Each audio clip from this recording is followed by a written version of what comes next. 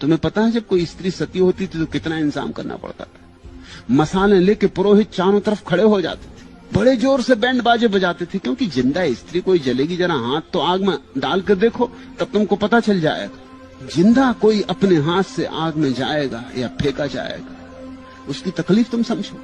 और उस पति के लिए जिसके साथ जिंदगी में कुछ मिला भी नहीं और अब मौत में ये मिल रहा है, उस पति के साथ जिसके साथ जिंदगी ये गुलामी थी और मौत में अब ये आखिरी नरक झेलना पड़ रहा है। दोनों तरफ मसाल लिए खड़े होते थे कि स्त्री अगर भागने लगे तो मसालों से धक्के देकर उसको वापस आग में डाल देते थे। भागेगा ही कोई, जरा तुम खुद ही सोचो।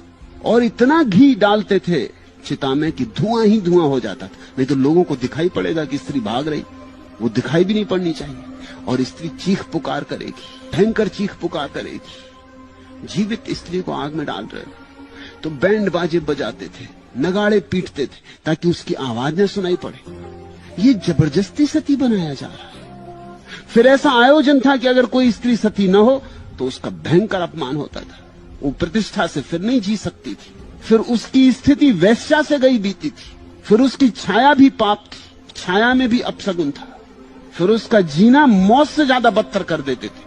इसलिए मजबूरी में कोई यही चुन लेता था कि मरी जाना बेहतर है। ये सब धर्म के नाम पर चलता रहा है।